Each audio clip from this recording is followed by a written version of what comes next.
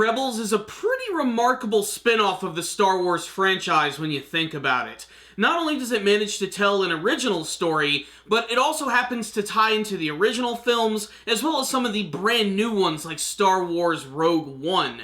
That's exactly what goes down in this week's episode, as the Ghost Crew meets up with Mon Mothma and the Gold Squadron, as they do everything in their power to escape from the evil Empire, and the clutches of Grand Admiral Thrawn. That's right, Mon Mothma returns in this week's episode. She seems to be appearing in just about every single iteration of Star Wars lore lately. And I think I'm in the minority here, but I've never really been a big fan of her character.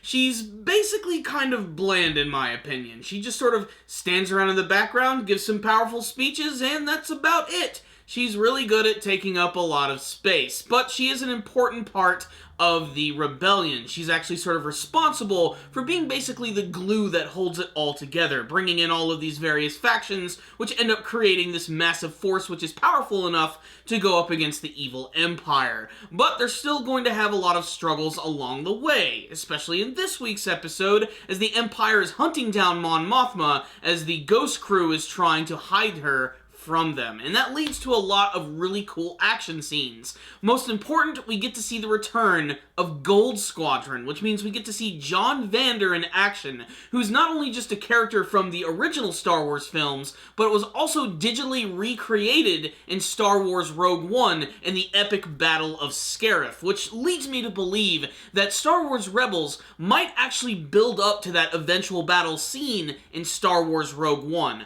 I don't know if that's going to happen in Season 3. Hell, it might not even happen until the finale of the series, but I'm interested to see how all of that's going to go down. This episode right here, though, was painfully simple. Just a really awesome episode, though, with Mon Mothma and Gold Squadron meeting up with Ghost Crew, escaping from massive Star Destroyers and all types of powerful Empire weapons, such as this brand new TIE Defender, which manages to chase them down, has super powerful shields, but really the biggest set piece of this episode is getting to watch the Ghost Crew and Mon Mothma and Gold Squadron escape into the Archeon Nebula, which is basically this giant nebula made up of all of these explosive gases, so they have to be careful what type of weapons they use in these, otherwise it's just going to cause a massive explosion. It's also really cool because we get to see Ezra piloting a Y-Wing, one of the fan-favorite ships from the series, and they get to demonstrate why they're so incredibly destructive and powerful. They got some big-ass bombs that can take out some big-ass ships. Ultimately, though, however, there really isn't that much more to this episode. It's basically just a big chase scene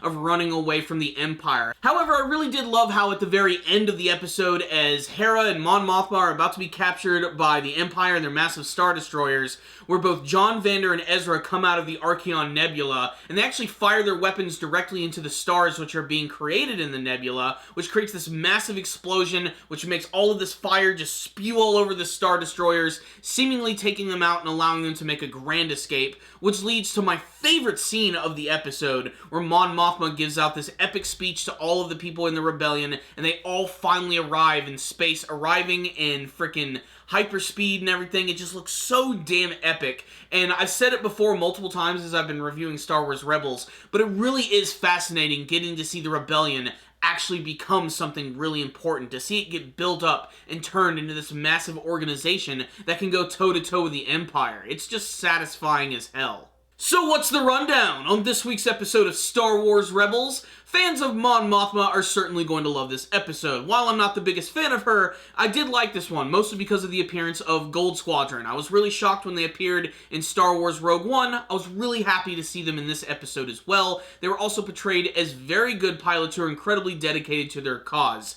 There's this scene during the big chase during the nebula where one of the TIE fighters is chasing them and they're about to take down the ghost ship, when suddenly one of the Y-Wing pilots actually gets in the way and actually manages to take a hit, pretty much just letting themselves get killed, all just to protect the secrets and the powers of the rebellion that belong to Mon Mothma. It was a really powerful scene that I really wish we could see more of in the series.